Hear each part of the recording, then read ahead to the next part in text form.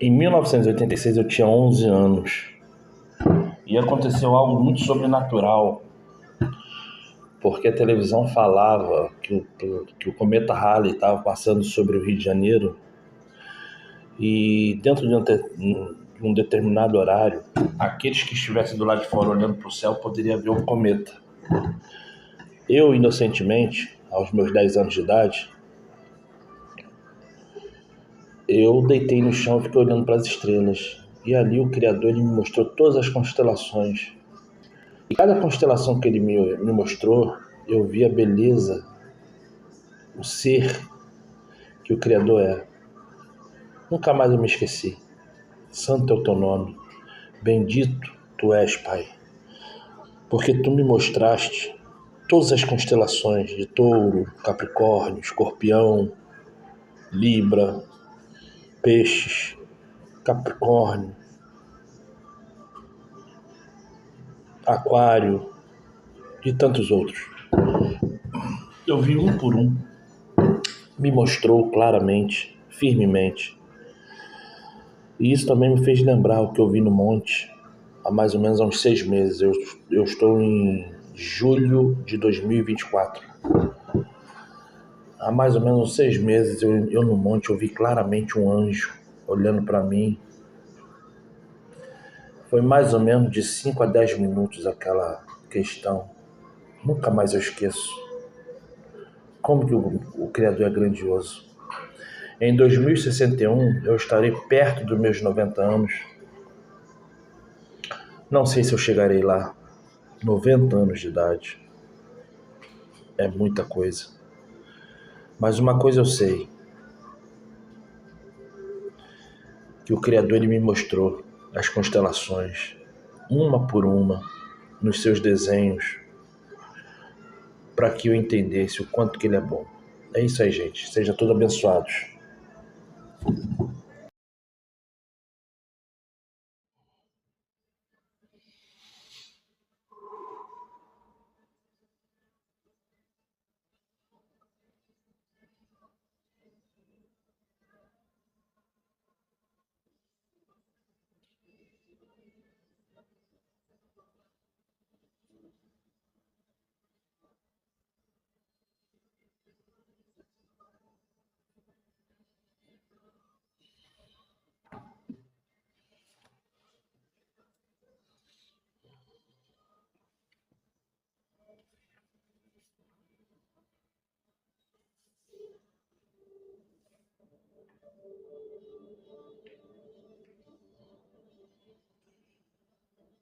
Olá, tudo bem? Sou eu, Oliveira. Como que vocês estão? Hoje, eu aqui com a minha King James, eu aqui com a revista corrigida. Vou começar aqui agora mais uma escola sabatina da Igreja Adventista do Sétimo Dia. Página 16 está alicerçada em Sofonias 1. Vamos lá em Sofonias 1? Enquanto você abre a Bíblia em Sofonias, eu vou te pedir um favor. Preste atenção.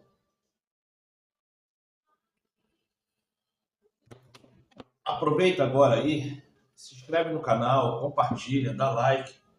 Além de você ajudar o canal, você ainda ajuda outras pessoas a conhecer a escola sabatina e a entender as coisas que eu falo. Faz isso aí. Vamos lá? Achou o livro de Sofonias? Então vamos agora orar? Clama aí agora pelo nome dos seus filhos, caso você venha ter esposo, esposa, clama pelo nome deles. Se você tiver algum ente doente, né, algum parente doente, clama o nome deles, tá? Vai lá, começa aí agora. Amado Pai, clama através de Salvador, que escute agora essas orações, tanto da minha parte, como da parte desse ouvinte, ou dessa pessoa que está vendo o vídeo. Peço a Ti, Pai, que através de Salvador perdoe todo e qualquer pecado que eu tenha cometido contra ti, e também peço a ti que estenda as tuas mãos para os meus filhos, filhas, netos e netas, Pai. Também tem a mãe dos meus filhos que está com esse problema de saúde. Peço que dentro da tua misericórdia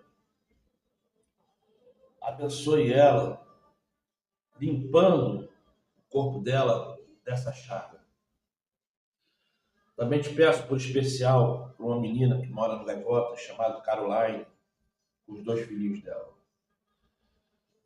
Não sei o que está acontecendo verdadeiramente com ela, mas eu sei que tu és maravilhoso e bondoso e que Satanás não pode ter chance na vida dela, nem na vida dos filhos dela. Entra com teu Espírito Santo naquele lar, Pai. Abençoe ela, fazendo portas a se abrir, fazendo que ela consiga uma escolinha para o filho menor, fazendo ela ser abençoada de tantas outras formas. No hospital, nas associações e na vida profissional. Peço pela minha vida, Pai. Pela minha vida profissional, pela minha vida financeira, pela minha vida pessoal. Cura dessas chagas, dessas doenças. Limpa meu corpo, Pai. É o que eu te peço através de Salvador. Muito obrigado por mais uma vez deixar eu chegar nesse dia, falar em teu nome a tua palavra. Obrigado, Pai. Obrigado. Que através de Salvador abençoa a todos nós. Assim seja. Muito obrigado. Assim seja. Então, gente, vamos começar a leitura? Eu vou começar aqui a leitura na segunda-feira, dia 8, porque com muito custo, né? Eu consegui fazer dia 7, agora cheguei ao dia 8. E o que está escrito em Sofonias, capítulo 1, versículo 1? Palavra do Criador, vinda a Sofonias, filho de Cusi, C-U-S-I, Cusi, filho de Gedalias, filho de Amarias, filho de Ezequias, nos dias de Josias, filho de Amon, rei de Judá. Gente, deu uma pequena genealogia ali de quem era Sofonias. E, na verdade, toda vez que eu vejo na Bíblia uma pequena genealogia de uma pessoa, é porque essa pessoa deve ter sido muito importante. Na verdade, dentro do que eu estou te falando aqui, Sofonias, por ser um profeta considerado um profeta menor, eu não lembro de qualquer outro profeta sendo falado da família, de quem ele é de quem ele é filho, de quem ele é neto, de quem ele é sobrinho, de quem ele é conhecido, de quem só deu um bom dia para ele. Eu acredito que na Bíblia, só se tiver outro, por favor, não sei aqui embaixo, escreve. Sofonias, se eu não me engano, é o único profeta que tem essa genealogia, que tem essa explicação de quem ele é filho.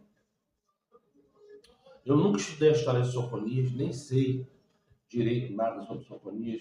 Basicamente, eu sei o que está escrito na Bíblia. Mas deve ter sido, sim, uma pessoa importante em Israel, para ele ter essa consideração em explicar de quem ele é filho, de lembrar dos pais. É porque deve ter sido realmente uma pessoa importante, ou a família foi importante. Porque muitas das coisas também que é lembrado na Bíblia não é pela pessoa, é pela família da pessoa.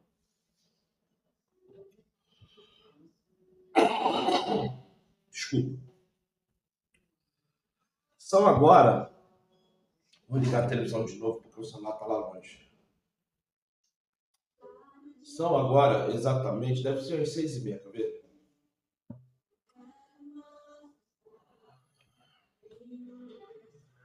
São que horas agora, pai amado? 6h36 da manhã. Desse dia 17 de julho de 2024. 6h36 da manhã. E aqui na Rede Globo está falando que em Bom Jardim está a 15 graus. Nesse exato momento. Desliguei aqui a TV. Eu tinha esquecido de falar o dia e a hora, né? Lembrei agora. Então vamos lá? Vamos começar? Já tem 9 minutos. E começa assim. Sofonias capítulo 1. O texto em cima, né? Fala, um culto inesquecível. Aí vem falando assim, pergunta número 2.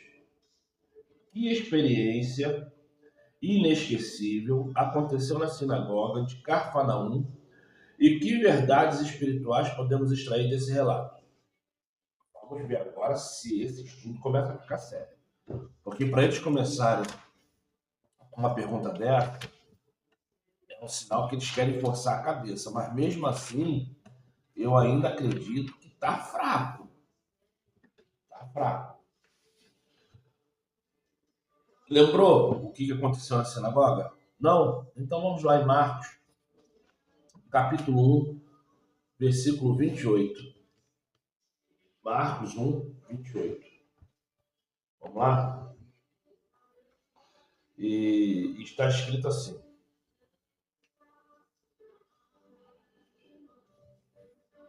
Desculpa, Marcos capítulo 1, versículo 21 ao 28. E está escrito assim. Dirigiram-se para Cafarnaum. E assim que chegou o sábado, tendo entrado na sinagoga, o Salvador passou a ensinar. E todos ficaram o quê? Maravilhados com o seu ensino, pois lhe ministrava como alguém que possui autoridade e não como os mestres da lei. Olha, desculpa eu falar assim, não estou querendo enfeitar pavão, não. Autoridade, porque pensa bem, entenda o que eu vou te falar. Quando eu falo assim, você tem autoridade, você não, é porque a pessoa ela é mais enérgica do que a outra. Agora, por que ele está falando que ele falava com autoridade diferente dos mestres da lei daquela congregação, da Cafarnaum? Eu não sei, até porque se eu sou um professor e eu estou simplesmente ensinando pessoas que ainda não sabem o que é lei, para que eu vou falar com autoridade? Eu tenho que falar de uma forma mansa para a pessoa aprender, e não dura, e não como se eu estivesse numa fileira do quartel gritando com o soldado. Soldado, sentido! Soldado, meia, voltar! Sabe? São coisas que quando eu leio aqui, eu fico pensando, por que fala que é autoridade? Porque será que existia já uma brincadeira? Enfim, não sei. Mas é algo a se pensar. Autoridade, outros não. Eu até entendo lá dos professores porque eles estão ensinando. Então, para que gritar? Para que falar com rispidez? Agora, essa autoridade pode também ser uma forma demonstrativa da imposição. Como que você deve agir perante o erro? Aí eu também entendo. Mas isso aqui fica tão largo, o entendimento, que fica difícil.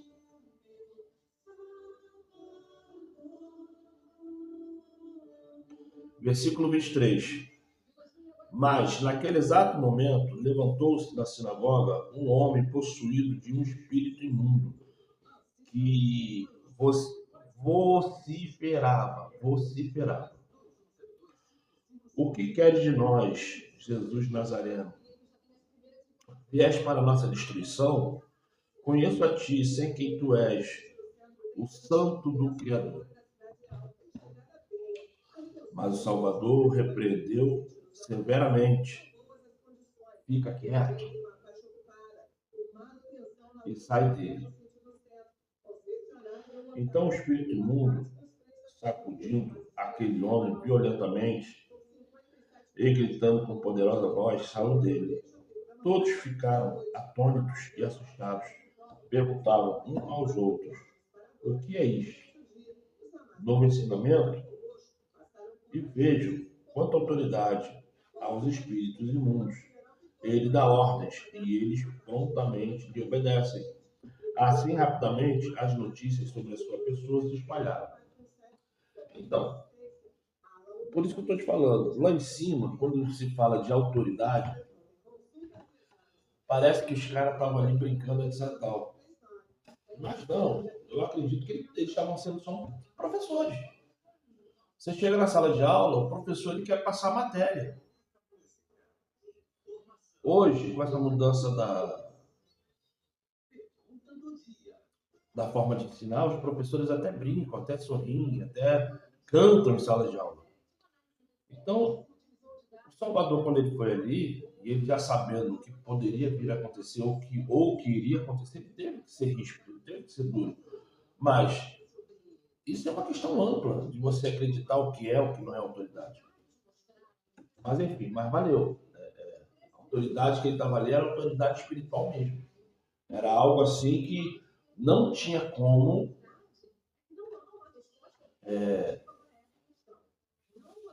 ele agir de outra forma. Se para não passar vergonha, ele tinha que ser assim.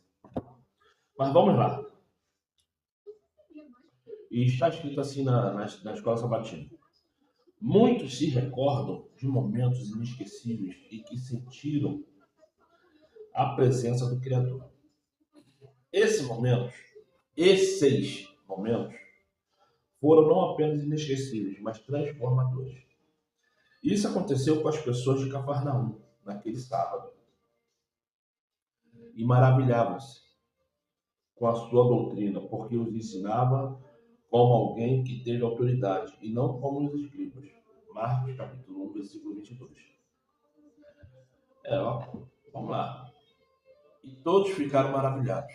Eu já li, não vou ler de novo. Enquanto o Salvador estava ensinando, um endemoniado, impactado pelo poder dos seus ensinamentos, gritou: sei muito bem quem você é. O Santo do Criador. Ele não é o Criador, ele é o Santo do Criador. Ele foi aquele que o Criador deu autoridade sobre os anjos e sobre os homens. Não o homem carnal, mas o espiritual. A autoridade que Cristo vai ser sobre o homem é depois da morte e ressurreição. Antes disso, ele não tem autoridade sobre mim, sobre você, porque ainda se pode escolher a quem você vai servir. Se é Satanás ou se é Cristo. Enquanto o Salvador estava ensinando... Não, parei aqui em Marcos 1, 24, que está escrito assim. O que queres de nós? Já li. Então o Salvador expulsou o demônio. Pense no significado da palavra dita pelo capiroto, que reconheceu o Salvador como santo, não é o próprio Criador. Ele conheceu como o santo que o Criador os enviou. Ele admitiu que o Salvador era santo emissário. Santo emissário. Eu não tenho um celular aqui para eu ler corretamente o que está escrito lá. Mas depois você põe no Google. O que é emissário? Emissário é o que... eu vou falar assim no modo grosseiro. O emissário é o que emite, é o que leva, é o que traz boas ou mais notícias. Não é o carteiro, não, tá? O emissário é o que emite.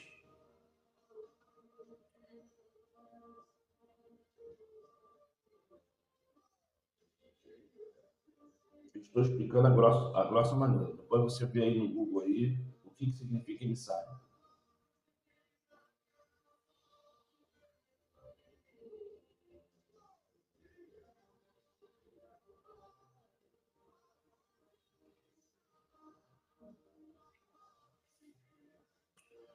Em contraste com as hostes impuras e profanas de Satanás.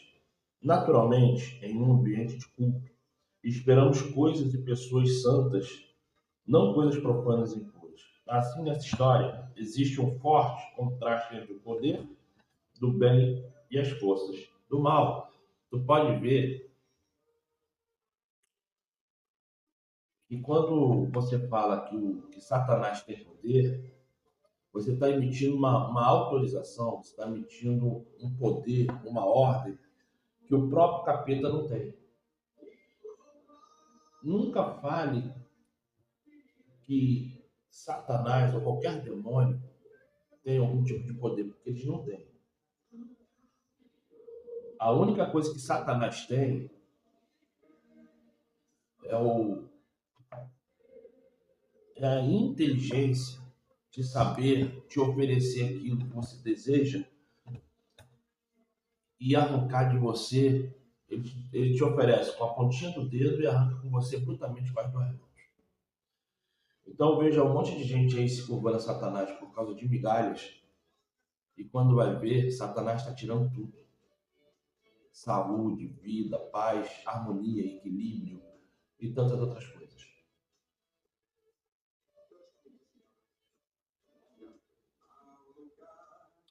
Assim, essa história existe um forte contraste entre os poderes do bem e as forças do mal. Nesse evento, vemos a realidade do grande conflito. Mesmo que as pessoas ainda não soubessem que o Salvador era, aquele demônio sabia e reconheceu isso publicamente. A ordem para que o capeta saísse do homem é totalmente compreensível. Mas o que dizer da ordem? Cale-se. Marcos 1,25. Mas o Salvador repreendeu severamente e falou: fica quieto. Nessa história surge um tema bastante marcante no Evangelho de Marcos: o apelo do Salvador ao silêncio sobre quem ele é. Os estudiosos chamam isso de segredo messiânico. Olha, eu não acredito que isso é segredo messiânico, até porque quem age no ocultismo é a maçonaria. Quem age no oculto é Satanás. Satanás ele faz você fazer coisas em oculto para enganar, matar e roubar. Como é que o Salvador ele poderia chegar em algum lugar dentro do ministério dele, ele se autoproclamando alguma coisa? Em nenhum momento dos evangelhos você vai ver o Salvador trazendo para ele alguma glória. Eu não aceito quando fala de alguma coisa em termos de oculto, segredo, esconder. Não. Se o Salvador ele deixasse os demônios, ou até mesmo as pessoas que o seguiam, os apóstolos, levantar a moral dele, fazer ele entender que ele era especial, a obra dele não seria feita. Então, quando ele falava assim, ó, capeta, cala a boca, Pedro, cala a boca, como ele repreendeu Pedro, falando que Satanás estava se andando nele. Quando ele falava isso, é porque ele não podia deixar o eu ser maior do que o Espírito Santo. Sabe qual é o nosso problema? O meu, o seu, de qualquer outra pessoa nesse mundo? O eu. O eu. Quando você vê esses caras aí na televisão que falam que é pastor, que é bispo, que é apóstolo, que é semi-Jesus, semi-Deus, semi-qualquer porcaria, a primeira coisa que eles são cheios é de vaidade, é do eu. Então, na verdade, quando eu leio na Bíblia o Salvador falando assim, ó, cala-te, não fale de mim, eu ressuscitei seu irmão, seu filho, sua filha, não fala para ninguém. Não era porque ele era tímido, não era porque ele queria fazer uma falsa modéstia, é porque ele tinha que jogar o eu para baixo. A falta de humildade tinha que ser para baixo. A compreensão maligna que Satanás impõe a gente, a primeira delas é a vaidade.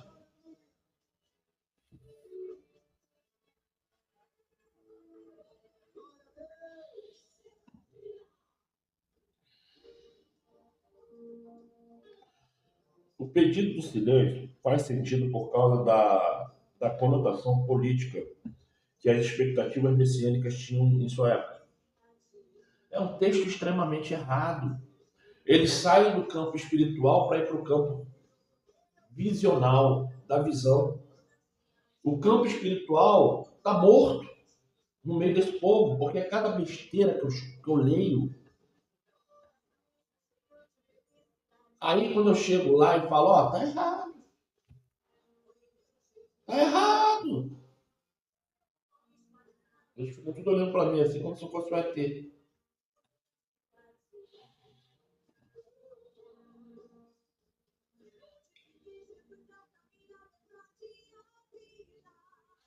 Era arriscado afirmar ser o Messias. No entanto, junto com os apelos do silêncio, encontramos revelações inconfundíveis de quem Jesus é.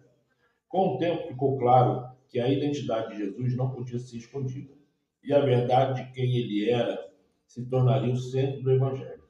As pessoas precisam não apenas saber quem é o Salvador, mas também tornar uma decisão sobre como responderão à sua vinda ao mundo e ao significado dessa vida para elas. Olha, eu vou falar para você, não é a questão de quem o Salvador é para mim ou não. É a questão de eu entender o que fazer da minha vida. Tanto faz o que eu expresso para você, quem é o Salvador para mim ou não. Eu tenho que entender quem sou eu. Jesus para mim pode ser o meu maior ouro, o ouro mais puro do mundo. Mas que adianta ele ser o que é para mim de qualquer coisa, se eu ainda não sei o que eu sou?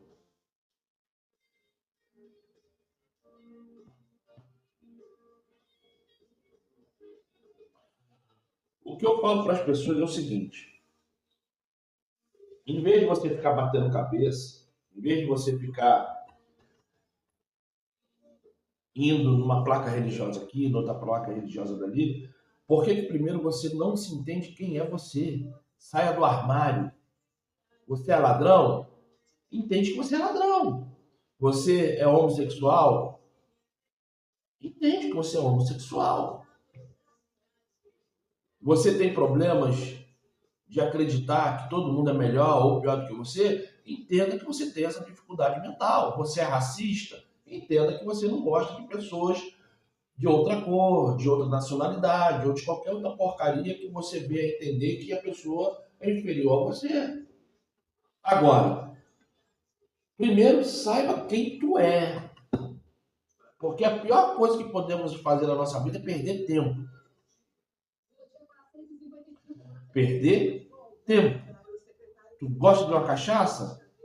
Primeiro vai entender que você gosta de uma cachaça, que você sofre se não ficar bebendo álcool e vai se tratar. Vai procurar grupos de alcoólicos anônimos, vai se internar numa clínica, vai fazer alguma coisa que você vai olhar e falar assim, ó, me libertei. Porque eu passei a entender quem sou eu. Eu passei a entender como eu sou miserável, porque eu acreditava que eu podia ter força para alguma coisa e, na verdade, eu não tinha força nem para saber quem sou eu. Não é o que Jesus é para mim, é o que eu sou para ele. Não é, eu não tenho que reconhecer Jesus em nada. É Jesus que tem que olhar para mim e me reconhecer como servo. Essa coisa de eu aceito Jesus, não vai aceitar Jesus a sua vida toda agora. Se você não mudar, se você não souber quem tu é, sabe o que vai acontecer contigo? Vai ser rejeitada ou rejeitado com todas as palavras no dia do julgamento. Porque, na verdade, você tem que se esforçar para Jesus te conhecer e falar: eu te conheço, você faz parte do meu rebanho. Agora, se você não quer entender o que eu estou falando, é um direito seu também. Vá viver sua vida. Viva o evangelho da forma que você quer, da forma que você acha certo. Não estou sendo grosseiro, estou sendo direto.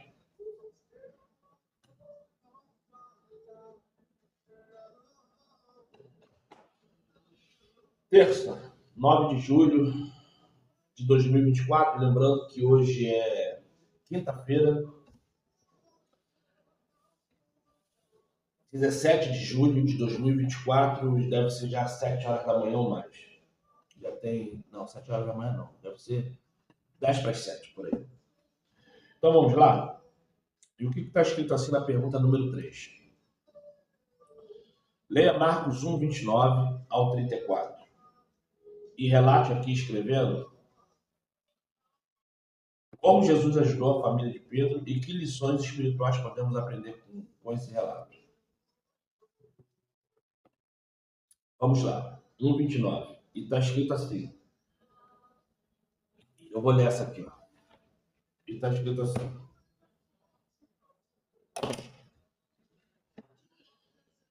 Logo saindo da sinagoga, foram à casa de Pedro e de André. Isso é, Pedro e André. Se era a casa de Pedro e André, se não era numa vila, era na casa dos pais deles. Mas enfim, deixa isso aqui para lá que depois eu explico sobre isso. E com Tiago e João. E a sogra de Simão estava deitada com febre e logo lhe falaram dela. Então, chegando-se a ela, tomou pela mão, levantou e a febre a deixou e serviu-os. E tendo chegado à tarde, quando já estava se pondo o sol, trouxeram todos os que se achavam enfermos e os endemoniados.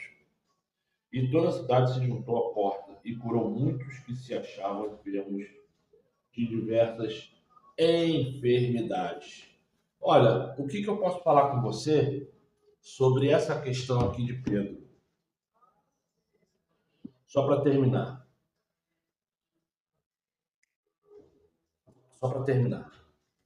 Essa questão de Pedro aqui, que ele saiu da sinagoga, que mandou um capeta calar a boca, foi para a casa de Pedro e a sogra estava em febre.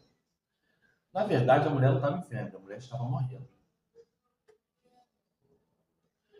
Porque imagine você uma... Ah, e tem mais, a sogra de Pedro não devia ter mais do que 45, 50 anos de idade, tá?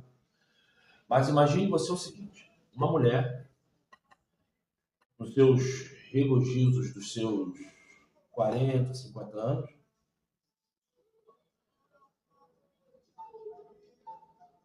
com uma febre a qual ela nem sequer se levantava. Aquilo ali era no mínimo uma parte de uma pneumonia. Eu não sei se a tuberculose já existia naquele tempo, mas enfim. Ali ela devia estar com algo gravíssimo, porque uma febre para derrubar um homem, uma febre para derrubar uma mulher, o negócio está grave. Isso é, a ponto de ficar deitada e as pessoas têm que acudir, cuidando. Então a doença era brava. E tem mais uma questão. A doença que ele fala é a doença de demônio. Porque o demônio sabe, entenda o que é autoridade, tá? Por que eu falo que você não tem que ficar falando que o diabo tem poder? O diabo saiu da sinagoga daquele homem. Se ele estava ali aprendendo a lei, ele era já quase um sacerdote, tá? Porque todos que faziam a escola bíblica, vou falar bíblica, né? Para não falar Torá. Certo? É Torá. Todos que estavam fazendo ali, aprendendo a lei sobre a Torá, eles estavam ali como se fosse um seminário para ter alguma coisa no templo. Porque entenda, naquela época, em Israel só tinha três serviços. Três serviços. Um que era só dado à tribo de Levi, outro que era ser fazendeiro e outro que era ser guarda na cidade. A tribo de Levi, que eu também não sei se nesse tempo já estava aberto já para qualquer outra tribo ser ministro, até porque Cristo não era Levi, era Judá e ele já era ministro. Então, assim, são coisas que você tem que parar e estudar. Eu estou falando assim porque eu não estudei, senão eu estaria afirmando, tá? Por isso estou falando que talvez. Porque se você não estuda, você fica para trás, você acaba falando besteira, mas entenda. Se o ministério sacerdotal era só da tribo de Levi,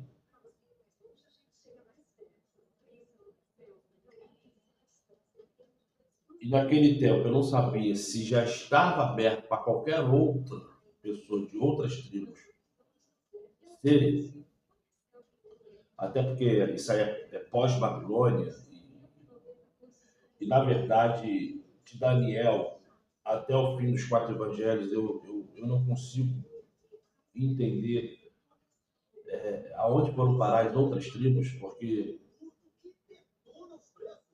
ficou esquisito. Tem hora que entende que as tribos estão ali, tem hora que fala que não tem tribo, mas enfim.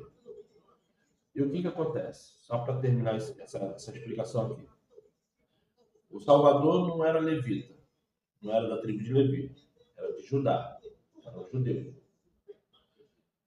E ele era sacerdote. Então o que acontece? Ali, ele estava ministrando como se fosse um seminário. O diabo que estava ali incorporou em algum homem que já estava se preparando para ser sacerdote. O diabo saiu do homem e foi lá na casa de Pedro. Porque o diabo já sabia que era Pedro. O diabo já sabia que era a mãe de Pedro. O diabo já sabia que Pedro e a família de Pedro seriam pessoas escolhidas pelo Salvador para começar uma obra. Entrou na mulher. Aí eu falo para você, essa sogra de Pedro era feiticeira? Essa sogra de Pedro era maldizente? Essa sogra de Pedro adorava a outros deuses? Porque como é que pode uma pessoa santa o diabo tocar? Como é que pode você, cheio do Espírito Santo, o diabo tocar? Vocês nunca parou para pensar nisso? De toda a família de Pedro, por que foi só a sogra? Porque todo mundo sabe que sogra e sogro não é parente. Mas não entrou nem no sogro, nem no cunhado, nem na cunhada, nem nos irmãos. Entrou na sogra. Alguém entende o porquê? Porque, igual lá no templo, que tinha um homem já se preparando para ser sacerdote, o capeta entrou nele porque era um homem que não se guardava e não se auto-respeitava, espiritualmente falando, a sogra de Pedro era a mesma coisa.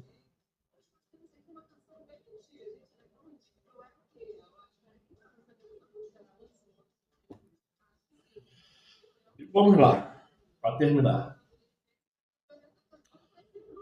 E depois dos ensinamentos na sinagoga, o Salvador se retirou com seu grupo de discípulos, Pedro, André, Tiago e João, para a casa de Pedro, evidentemente para passar o restante do sétimo dia desfrutando de uma refeição e comunhão entre amigos. No entanto, a sogra estava com febre, o que na época significava que ela corria o risco de morrer. Aqui fala febre, mas na verdade era no mínimo uma pneumonia. E o pior de tudo não é questão nem de pneumonia. Como é que um país quente igual Israel, pessoas pegam pneumonia? Mas tu vê como que Satanás é. Eles contaram ao Salvador sobre a doença e então ele tomou a sogra de Pedro pela mão e ajudou a levantar-se. Ela imediatamente começou a servi-los. Entenda o que eu vou te falar.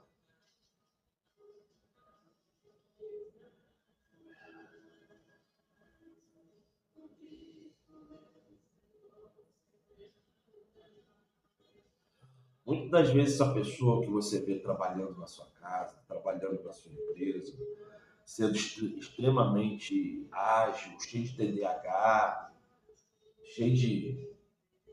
TDAH não, desculpa. TDAH é falta de atenção. Como se fala? Ansiedade. Cheio de ansiedade, querendo abraçar o mundo, enfim. Muitas vezes a pessoa faz isso com uma tremenda tristeza.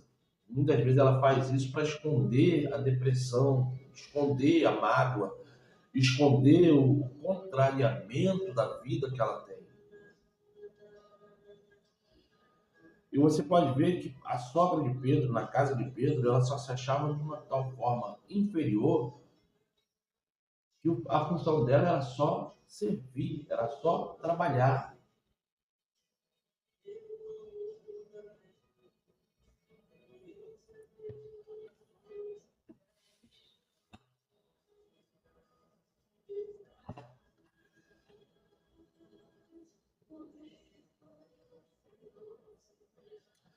Ela imediatamente começou a servir. Que exemplo poderoso do princípio de que aqueles que foram salvos e curados pelo Salvador servirão aos outros em resultado disso. Muitas vezes o Salvador é apresentado curando alguém com um toque. Marcos capítulo 1, versículo 41. E o Salvador, movido de grande compaixão, estendeu a mão e tocou e disse-lhe: Queres, quero, quero, opa, desculpa, quero, vírgula, ser limpo. Exclamação. E depois vai aqui em 5:41. Vamos lá em 5:41, Marcos, capítulo 5, versículo 41. E está escrito assim: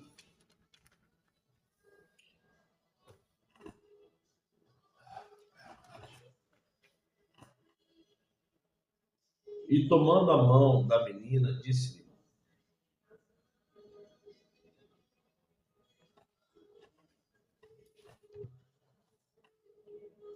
Talita, que traduzindo é: menina, a ti te digo, levanta-te.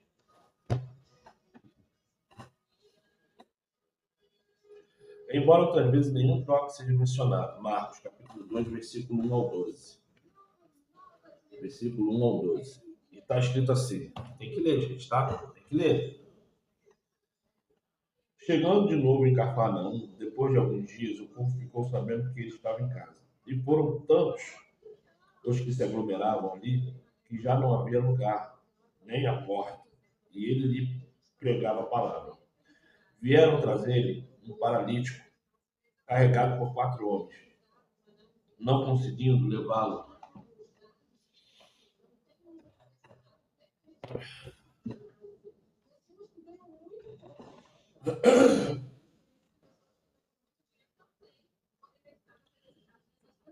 Versículo 3.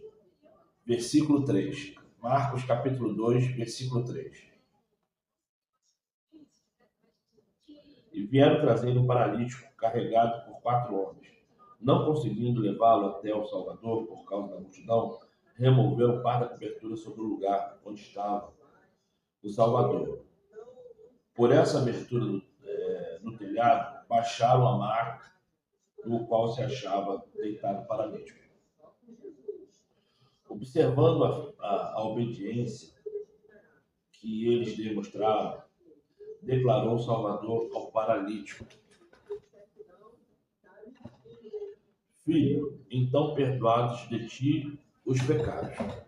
Aí vem aquela história nojenta que os caras falam assim, mas é sábado, não sei o quê, pererê, pororó, pão duro. Enfim, né? Todo mundo já sabe disso. Aí o que acontece? Aí está escrito assim: entretanto, alguns dos mestres da lei que por ali estavam sentados julgaram em seu íntimo: como pode esse homem falar desse modo? Está blasfemando. Quem afinal pode perdoar pecados a não ser exclusivamente ao Criador? E o Salvador imediatamente percebeu em seu espírito que era isso que eles estavam urdindo e lhe questionou: por que cogitais desta maneira em vossos corações? O que é mais fácil dizer ao paralítico: estão perdoados de ti os pecados? Ou falar: levanta-te, toma tua cama e anda. Marca, cama, tanto faz. Todavia, para que saibais que o Filho do Homem tem na terra autoridade para perdoar pecados, dirigiu-se ao paralítico: eu te ordeno, levanta-te, toma tua cama e vai para tua casa. Então ele se levantou e, no mesmo instante, tomando sua maca, saiu andando à frente de todos, que estupefatos glorificaram ao Criador, exclamando: nunca vimos nada semelhante a isto.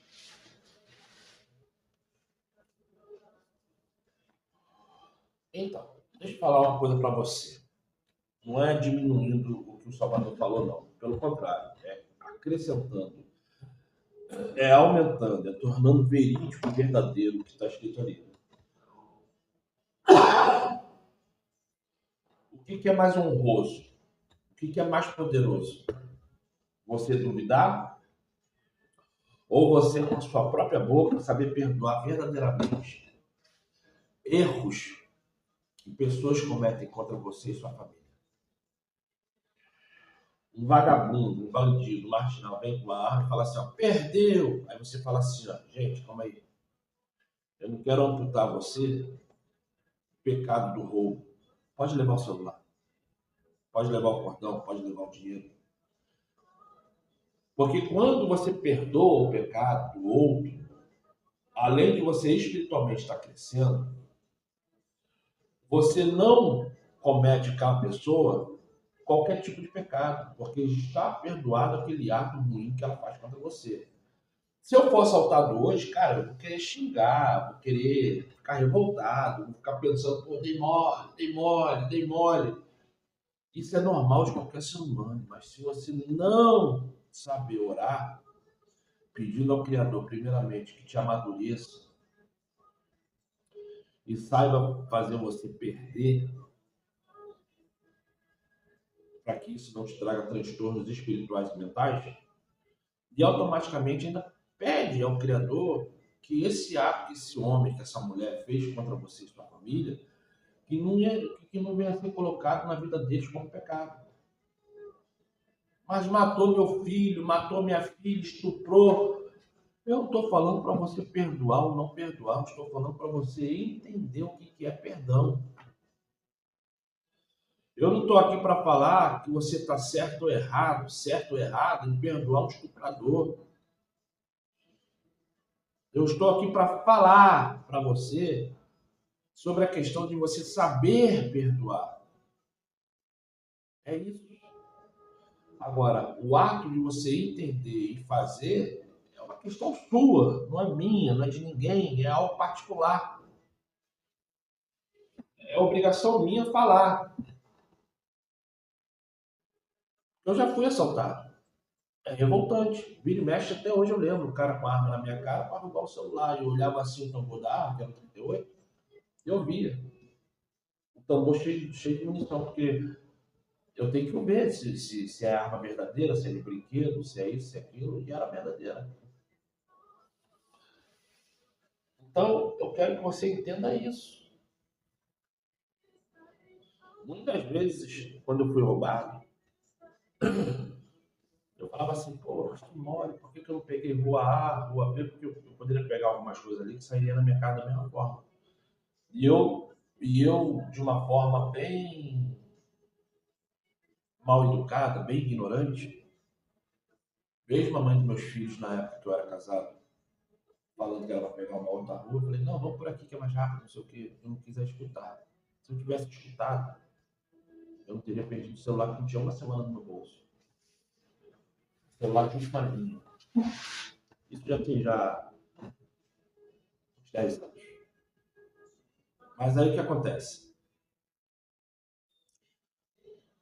Hoje, eu não sei se estão vivos, porque todo mundo que entra para essa vida do crime aí, de cada 1.000, um consegue chegar aos 30 anos. Cada 1.000, 10.000, um consegue chegar aos 30 anos. Então, não sei nem se eles estão vivos. Era um carro. E o cara estava roubando todo mundo dentro do carro. Então, o que eu posso falar para. Não é o cara, né? Era o motorista mais três dentro do carro. Então, assim, o que eu posso falar para você entender? Aprenda a perdoar. Não tem coisa melhor. A esquecer, deixar para lá, não ficar lembrando. Principalmente se você tem filhos drogados dentro de casa que tá te roubando tudo. É revoltante, mas aprende a perdoar, deixa pra lá, vida que segue. Não vale a pena você discutir, brigar, criar um verdadeiro inferno dentro da sua casa por causa de uma panela, de uma ferramenta, uma escada, um trocado, ou até o seu salário todo que você deixou dando mole em algum lugar, ele achou, pegou e levou pra boca de fumo. Só aprenda a perdoar, converse, tenta internar, enfim. Vamos lá. E o Salvador, contudo, não havia encerrado suas atividades naquele dia. Depois do pôr do sol, muitos foram à casa de Pedro para serem curados, por terem visto o que tinha acontecido na sinagoga ou por terem ouvido falar disso. Ainda que Jesus não tivesse problemas em curar no sábado, as pessoas demoraram para ir a Jesus em busca da cura por causa das horas do sábado. Os leitores de Marcos observaram, não é observaram, observavam o sábado. Marcos diz que toda a cidade estava reunida à porta da casa naquela noite. Marcos 1,33. 1,33. E está escrito assim. E assim a cidade inteira se aglomerou na porta. Levaria algum tempo para que Jesus ajudasse todas aquelas pessoas. Durante horas a fio, iam e voltavam, pois ninguém sabia se no dia seguinte o médico ainda estaria entre eles. Nunca antes Cafarnaum presenciara, tá? Um dia como aquele. O espaço se enchia de vozes de triunfo e aclamações pela liberdade. O Salvador se sentia feliz pela alegria que produzira quando presenciou o sofrimento dos que tinham ido até ele. Seu coração se moveu de compaixão. Olha, isso aqui é uma visão de Ellen White, tá? Enquanto o último enfermo não foi curado, o Salvador não cessou de trabalhar. E, estando a cidade ainda imersa no sono, o Salvador, tendo se levantado alta madrugada, saiu, foi para um lugar deserto e ali orava. Gente, já tem 52 minutos de vídeo e eu vou parar aqui no dia 9 e na próxima oportunidade eu vou começar no dia 10 de julho, tá? Que está alicerçado sobre Sofonias 3. Cara, eu dei mole, tá? Vamos ler Sofonia 2? Eu não li, né? A página 17 está alicerçada em Sofonia 2. Vamos lá em Sofonia 2.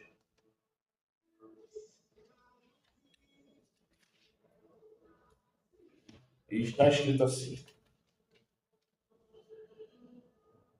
Congrega-te, sim, congrega-te, ó nação que não tens desejo, antes que saia o decreto e o dia passe como a palha, antes que venha sobre vós a ira do Criador.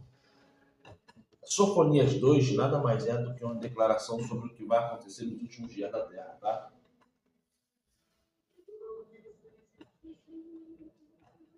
Escola sabatina. Eu estou atrasadíssimo com essa escola sabatina, mas eu vou conseguir. Vamos orar? Amado Pai, para muitos o dia já começou desde as 5 da manhã, desde as 4 da manhã. E o meu ainda há de começar. Por isso que eu te peço, Pai, através de Salvador, abençoe esse meu dia, tirando Satanás de perto de mim, tirando as dificuldades que Satanás quer impor na minha frente. Eu peço a Ti, Pai, grandiosamente, a misericórdia. E eu também te imploro que através da Tua benignidade e da Tua mansidão e do Teu Espírito,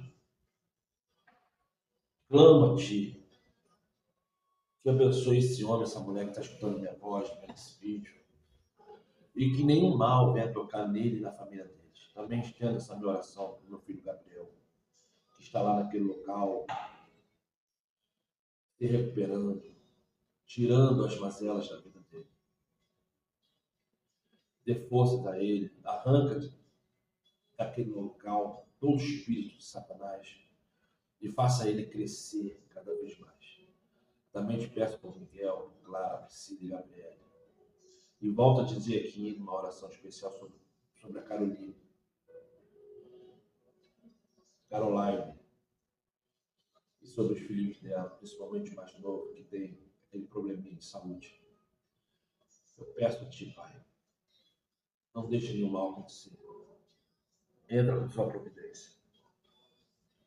É o que eu te peço através de Salvador, Pai. Que venha perdoar todo e qualquer pecado que eu tenha cometido contra Ti e o meu próximo. Da mesma forma que eu te peço que venha perdoar os pecados que meus filhos e filhas, netos e netos tenham cometido contra Ti e o próximo. É o que eu te peço, através de Salvador. Muito obrigado, assim seja, muito obrigado. Gente, sejam abençoados. Hoje, quinta-feira, amanhã, sexta, depois o sétimo dia, segundo o calendário romano.